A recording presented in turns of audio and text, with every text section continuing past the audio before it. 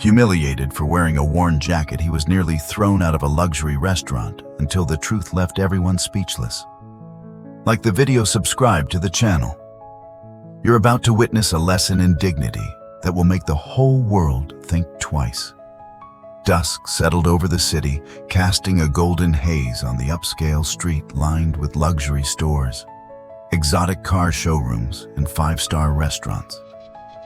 Among the Bentleys, Porsches, and perfectly groomed people walking by in designer suits and dresses, one man moved quietly, unnoticed, unbothered. He wore a plaid jacket that looked worn and slightly wrinkled. His jeans were faded, the hems slightly frayed, his boots, leather but scuffed, laced loosely. His hair, shoulder length and tousled, swayed gently in the wind. Yet the most unusual thing about him wasn't how he looked. It was the calmness in his stride, the ease in his eyes, as if judgment had become so normal, it no longer touched him. The man was Keanu Reeves. He paused in front of a grand restaurant with an engraved brass sign, Maison Marvel, one of the city's finest. The kind of place where CEOs dined with senators, where influencers tried to be seen. From outside, the glow of golden chandeliers flickered through tall glass windows, illuminating a world of silk, polished silverware, and exclusivity. Keanu reached for the door handle and pulled it gently. A soft chime rang as the door opened, elegant and understated. But the moment he stepped inside, something shifted. A waiter approached, young, sharply dressed, hair slicked back black. Tailored suit, a name tag read Ethan. His eyes swept over Keanu like a scanner. The pause when he saw the boots was only a second, but it said everything. "Good evening, sir," Ethan said, his tone frostier than polite. "Do you have a reservation?" Keanu nodded. "Yes, under the name Keanu." Ethan glanced down at the iPad in his hand, scrolling through a list. His eyebrows twitched. He looked up again. "Nothing under that name," he said, lips curling slightly. "Are you sure this is the right place? I received a confirmation this afternoon," Keanu replied, his voice calm. Ethan gave a short, almost performative smile. "Even so, we do have a dress code, sir." Keanu glanced around. Inside, people were dressed immaculately. Still, he asked sincerely, "Is it really not acceptable?" Ethan took half a step back, folding his arms as he sized Keanu up. "I'm afraid not. We don't usually seat guests wearing..." That inside the murmurs began. A couple by the window turned to whisper. One woman glanced over her wine glass and said to her date, "He doesn't belong here." Keanu didn't flinch. He just stood there, still composed. That serenity only seemed to irritate Ethan more. The waiter leaned in, voice low but firm. "If you leave quietly, sir, it'll be easier for both of us." Keanu didn't move, didn't frown. His face remained soft, calm, as if he wasn't offended, just waiting for someone to realize who they were really talking to. Ethan didn't back down. Seeing that Keanu still hadn't left, his face grew tighter, like someone dealing with an unwelcome complication at an otherwise perfect event. Ethan said, this time loud enough for nearby tables to catch every word. "This restaurant is for individuals who respect the standards we uphold. The dress code isn't a suggestion, it's a requirement." Keanu stood calmly, posture straight, eyes composed. His silence didn't come from confusion nor defiance. It was heavier than that, like the silence of someone who'd seen this play out before. "Honestly," Ethan continued, letting the disdain creep into his tone, "I don't care what name you gave. Maybe you're used to casual cafes or, I don't know, Comic-Cons, but this isn't that." A few muffled laughs came from a table near the entrance. A group of well-dressed 20-somethings sipped cocktails amused. One of them, Liam, lifted his phone and snapped a quick photo. "Dude, what even is this?" he whispered to his friend, homeless chic at Maison Marvel. A woman in her 50s, at a distant table, looked up. Her brow furrowed, but she said nothing. Like most others, she chose the kind of silence that floats in elite spaces, quiet, disapproval without action. Ethan wasn't done. His voice became sharper with every word. We host senators here, Fortune 500 CEOs, celebrities who actually know how to act in public. No offense, sir, but this isn't a place for flannel jackets and worn boots. It was the final jab. The kind that stung not because it was true, but because it tried so hard to make someone feel like they didn't belong. The restaurant's air grew denser. Some people shifted in their seats. Some were uncomfortable, others quietly entertained. And in the middle of it all stood Keanu still. Not a hint of anger, not even a twitch of protest, just calm.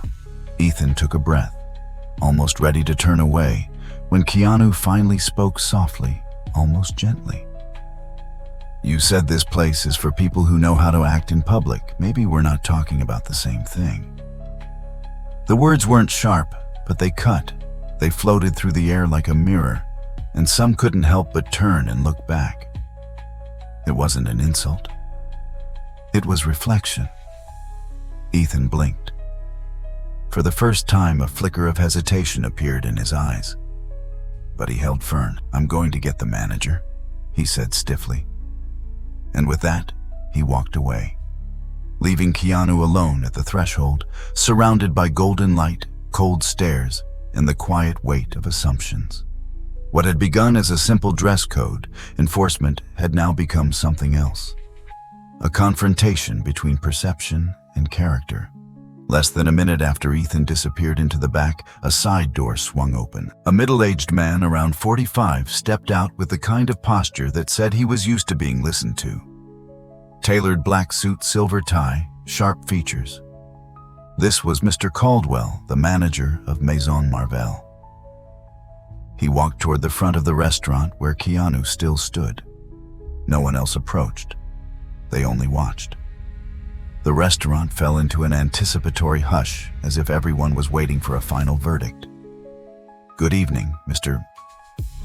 Caldwell began, voice polite, but colder than the marble floors beneath him. I understand there's been a bit of a misunderstanding. He paused, letting his eyes scan Keanu's entire outfit, not to understand, but to assess. I'm afraid our policy is quite strict, he continued. We maintain a certain image for our guests, and unfortunately, your current appearance doesn't align with those standards. Ethan stood nearby, arms crossed, nodding slightly as if basking in his manager's support. We've hosted presidents here, global CEOs, cultural icons, Caldwell added. If we start making exceptions, we lose what this place stands for. No one interrupted, no one objected.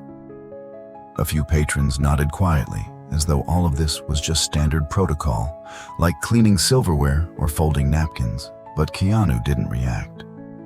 He stood there, hands in the pockets of his flannel jacket, not defiant, not insulted, just present, like he was observing more than experiencing. Would you like me to recommend somewhere more casual?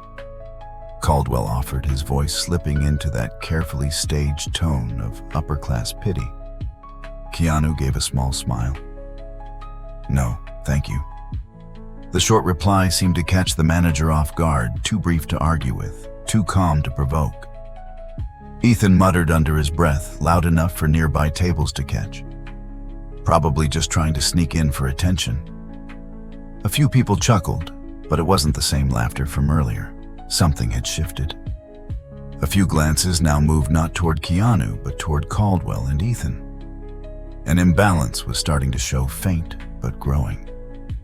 Look, Mr. Caldwell said this time with less composure. You seem polite, I'll give you that. But we have rules. Rules are what make a place like this mean something. Keanu nodded slowly. And how we treat people, that doesn't count. The question came like a breeze, soft but disarming. The room grew still. A few diners exchanged looks. One woman quietly set down her wine glass. Even Liam, the one who had laughed the hardest earlier, now looked down at his phone, visibly unsure. Mr. Caldwell opened his mouth to respond, but didn't. Something in Keanu's eyes made the words retreat. For a moment, the man who was used to being in control had nothing to say. Just as the silence following Keanu's question lingered in the air, a deep voice spoke from a table near the window. "That's a fair question." Every head turned in unison toward the source of the voice. A middle-aged man around 50 sat alone at a two-person table dressed in an elegant navy suit. A watch on his wrist glinted under the overhead lights, not flashy, but clearly expensive. The only standout item on his otherwise modest appearance. His face was stern but not cold. Something in his posture, his eyes and the way he gently placed his wine glass on the table suggested he was a man of position and someone who was used to being heard. "Excuse me," he said, turning toward Keanu and the staff. "I wasn't trying to eavesdrop, but this situation, it's hard not to notice." Ethan looked visibly uneasy. Mr. Caldwell paused slightly, glancing toward the man before offering a courteous smile. "Good evening, sir. I hope everything is to your satisfaction." The man didn't answer right away. He held Mr. Caldwell's gaze and spoke slowly. "I've dined at this restaurant a dozen times. I've brought clients, partners, friends. I always believed the service here lived up to its reputation." The atmosphere began to shift. A few diners started turning their heads, putting down their forks. That familiar tension surfaced, the kind that appears when someone with real influence decides to speak. Ethan straightened up, trying to maintain composure, but the smugness in his eyes had vanished. Mr. Caldwell stood still, unsure whether to speak or listen. The man smiled faintly and continued. "But tonight I'm seeing something I don't like. Not because of your dress code, not because of rules, but because of how you're treating a guest with judgment." He turned to Keanu. "Sir, forgive my intrusion, but I believe you've shown more class in the last 5 minutes than some of us here have in the last 5 years." This time, the restaurant went truly silent. Not the silence of discomfort, but the kind of silence that comes from undivided attention. Keanu slightly tilted his head and nodded. He still hadn't spoken, but his presence, quiet and unwavering, was now casting a light across the glittering room, revealing cracks in what had once seemed perfectly polished. The silence in the room was now thick enough to be felt. Mr. Caldwell cleared his throat, trying to regain control of the situation. "Sir," he said gently, "I assure you, there was no intention to offend anyone. But we have clear policies and we're simply doing our job." The man at the table smiled faintly, not arguing. Instead, he calmly reached into his jacket pocket and pulled out a simple white business card. He placed it on the edge of the table where the manager could see it clearly. "Michael Lancaster, Chairman and CEO, Lantech Global." Ethan swallowed hard. Mr. Caldwell's eyes flicked down to the card, and for a second he froze. Lantech Global, one of the largest tech conglomerates in the world, known for its work in AI communications and civil technology.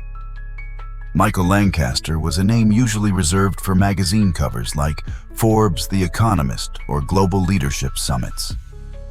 "We're honored to have you here, Mr. Lancaster," Caldwell said quickly, his tone now drastically more respectful. "If there's anything at all—" Michael raised one hand, slightly stopping him. "I'm not here to complain," he said. "I just believe there are certain values that shouldn't be lost over a pair of jeans." His gaze shifted back to Keanu. "And there are people, when they walk into a room, they don't need to introduce themselves. Just being there is enough." The entire restaurant seemed to freeze. Ethan stood rigid, barely breathing. Some of the guests, Liam among them, looked at Keanu again, this time with wide eyes and an emerging sense of realization. An older man at a table in the corner leaned toward his wife and whispered, "Is that Keanu Reeves?" She squinted, then gasped softly, "It is. Oh my God." Recognition spread like electricity. A few patrons leaned forward, whispering to one another. A young waitress dropped a silver tray with a soft clang, too stunned to move. Ethan took a half step back, pale. He opened his mouth to say something, but nothing came out. Mr. Caldwell, now visibly tense, gave a small bow toward Keanu. "Sir, I offer my sincerest apologies." Keanu looked up at him. There was no anger in his expression, no spite. But this time he spoke, his voice low and calm. "What exactly are you apologizing for? For recognizing my name? Or for realizing you treated someone poorly? Just because you thought they weren't worth your time?" The atmosphere inside the restaurant had completely shifted. No more quiet snickers, no more judgmental glances. Everyone now looked at Keanu not as a stranger, but as someone they had clearly misjudged. Mr. Caldwell bowed lower. "I take full responsibility for what just happened," he said. We acted inappropriately." Ethan, the one who had been the loudest before, now stood frozen. His eyes didn't dare meet Keanu. Sweat glistened on his forehead, his hands trembling ever so slightly. Under the soft glow of the chandeliers, he no longer looked like someone in charge, but like someone desperately trying to shrink away from the spotlight. Keanu took a deep breath and spoke. "I don't need an apology for myself. I'm fine. What I care about is how you'll treat people whose names you don't know." Each word landed like a gentle knock on the thick wall of pretense surrounding the room. A few diners gave small nods. Some stared down at their plates as if searching for an answer within themselves. Even Michael Lancaster, the powerful CEO who had spoken earlier, tilted his head slightly in agreement. Keanu turned to Ethan, his voice firm but never unkind. "I understand the pressure of the job. I understand sometimes people are just following rules. But no rule gives us the right to look down on someone else," Ethan murmured. I didn't know who you were." "I didn't realize," Keanu gently interrupted. "That's the point. You're not supposed to need to know." No one responded. No one needed to. After a short pause, Keanu turned to Michael Lancaster and bowed slightly. "I deeply appreciate what you did. But I believe if it had been someone else, you would have done the same." Michael gave a small smile. "I'd like to think so." Keanu looked back at Mr. Caldwell and Ethan one last time. "I won't be dining here tonight, but I hope tonight will leave behind more than just awkward silence." And with that, he turned and walked away. No grand gestures, no one escorted him. The door of the restaurant closed softly behind him, quiet just like his presence had been from the beginning. But inside that room, no one remained the same. Keanu had just walked out the door, but inside the restaurant, no one immediately returned to their meals. The clinking of cutlery resumed here and there, but the feeling of having just witnessed something bigger and far more meaningful still lingered in the air. A middle-aged man adjusted his napkin, his eyes still fixed on the door. The waitress, who had earlier dropped her tray, leaned toward a colleague and whispered, "At first I thought he was homeless. Now I feel ashamed." At the table near the entrance, Liam, the one who had laughed the loudest and taken a photo, sat still. The smug look on his face was gone, replaced by something quieter. He glanced at his phone. The photo of Keanu was still open, ready to post, but his thumb hovered, paused, then tapped delete. Ethan remained frozen near the host stand. No one told him to stay. No one told him to move, but he couldn't seem to do either. It was as if he had been locked in place by shame and realization. Mr. Caldwell had stepped back to the front desk, no longer speaking, no longer trying to control anything. He understood clearly now. Keanu's final words weren't some grand lecture, they were a mirror. And mirrors don't talk, they just force you to see. Michael Lancaster still sat at his table, calmly swirling his glass of red wine. He wasn't smiling. He wasn't gloating. He was simply watching the shift in every face around him. He knew what had just happened would leave a deeper impact than any scolding ever could, because Keanu had chosen not to raise his voice. At the next table over, an elderly couple whispered to each other. "Did you see the way he spoke?" Yes, not a single harsh word, but it silenced the entire room. The husband nodded. Kindness isn't weakness. It's a strength most people don't know how to use. In that moment, everyone in the restaurant seemed to take something away from the encounter. No one was forced to change. But something inside them had shifted slightly, quietly and irreversibly. Ethan stood near the front desk, hands clasped behind his back, eyes fixed on the floor.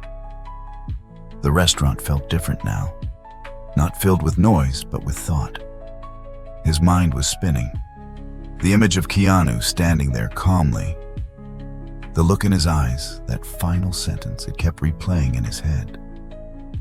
"You're not supposed to need to know. That's the point." That line sank deeper than any scolding Ethan had ever received. It wasn't insulting. It didn't come with anger or authority, but it made him feel hollow. He had never imagined a celebrity would act like that.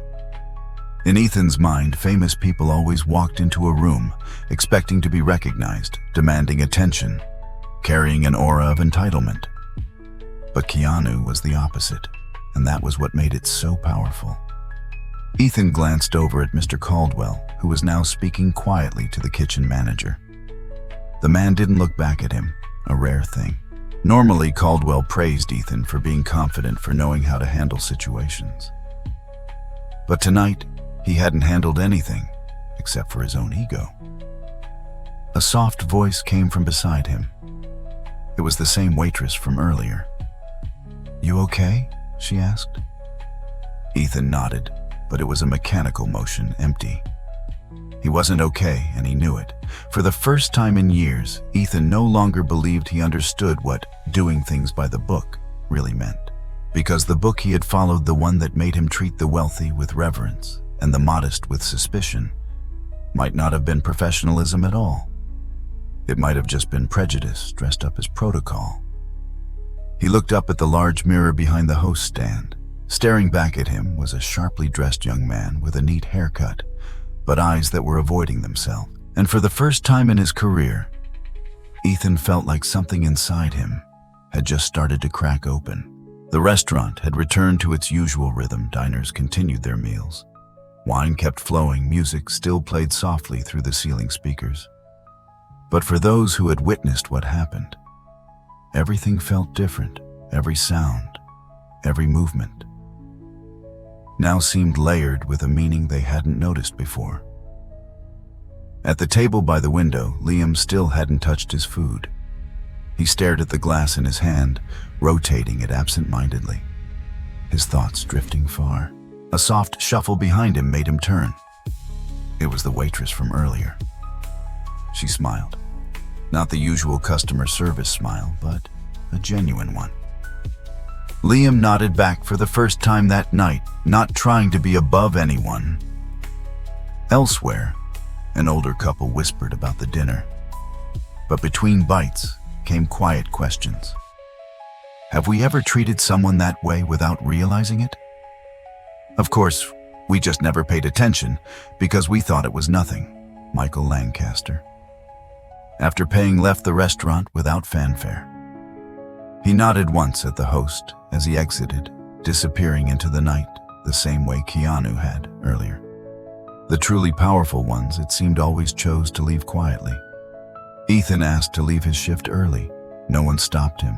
No one needed to say anything. He exited Maison Marvell, not as someone who had been reprimanded, but as someone beginning to relearn what it meant to be human. Mr. Caldwell remained at the bar, sitting alone with a glass of wine that had gone warm. His face was contemplative, not from fear of losing customers, but from realizing he may have already lost the very values this restaurant was supposed to stand for. Inside each person, guest, waiter, manager, a quiet question echoed in different forms. If I hadn't known who that man was, would I still have treated him the same way? And that question, simple yet persistent, became the most powerful sound left behind in a place once too familiar with performance. There were no tears, no dramatic speeches, no final scene of reckoning. Just one simple truth. A quiet man had walked in and left behind a luxurious world, now forced to see itself more clearly in its own reflection. The next morning, the city sky remained a familiar gray, but the stream of information online was lit with color. A post began circulating from a waitress at the restaurant last night. I met Keanu Reeves, not through his fame, but through the way he handled contempt with such calm that the entire dining room fell silent. I thought I knew what class looked like. Last night, I had to relearn that from scratch. Within 3 hours, the post had over 80,000 shares. People didn't ask what Keanu wore or what he ate. They quoted his words, simple, understated lines, yet powerful enough to make readers pause and think. One comment read, "Not everyone who dresses plainly is irrelevant, and not everyone in a VIP seat knows how to act." Liam, who had laughed first, shared his own short post. I laughed. Then I deleted the photo. I'm writing this now to remind myself never to judge someone before I've walked through even a corner of their story. Online news outlets picked up the story. Headlines rolled in from New York to Tokyo. Keanu Reeves silences a room without saying a word. And the internet applauds. He didn't need spotlight. He just stood there and everything changed. But perhaps the most talked about post came from Michael Lancaster himself, the tech industry titan who had spoken up in the restaurant last night. I didn't step in to defend a celebrity. I stepped in to defend a value that's disappearing: kindness. Today's world has no shortage of successful people. What it lacks is people who remember how to be human. No one in that story sought the spotlight. Keanu gave no interviews. Lancaster made no further statements. But it was their silence that spoke loudest, not aiming to stir emotion, but simply pointing towards something true. And truth doesn't need to go viral to spread.